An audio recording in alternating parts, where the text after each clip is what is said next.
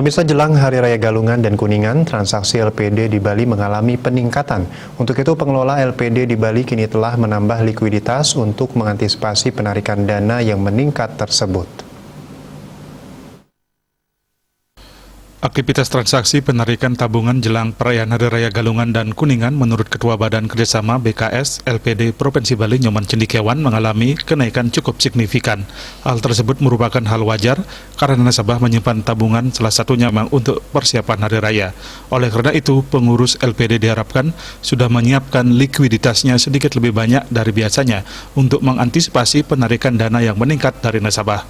Namun ia juga mengingatkan Kerabang Bali, pengelola LPD, para juru adat, pengawas untuk bersama-sama menjaga likuiditas, kondusivitas, dan harmonisasi di tengah kondisi perekonomian Provinsi Bali yang sedang terpuruk sekarang ini.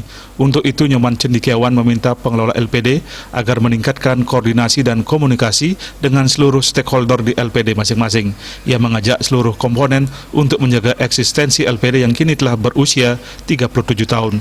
Di tengah dinamika perekonomian ini, loyalitas dan kebersamaan semua komponen masyarakat diharapkan tetap terjaga untuk mendukung keberadaan LPD yang telah terbukti banyak berkontribusi terhadap Kramo dan Desa Adat.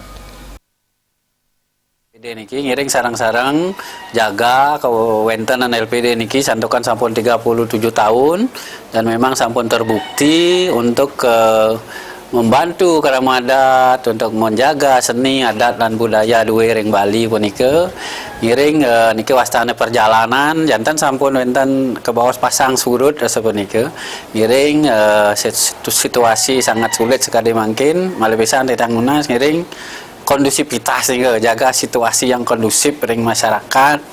Mangde talar sami-sami menyadari mangde wenten hal-hal yang negatif asa punika. Karena kan niki wastane lembaga kepercayaan nak milik semeton sareng sami enten semeton jagi menjaga sareng-sareng sire malih asa punika.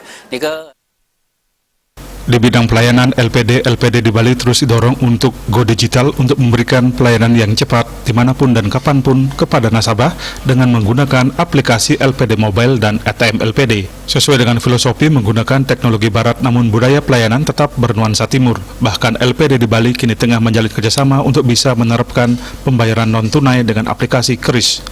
Riyaso Bali TV.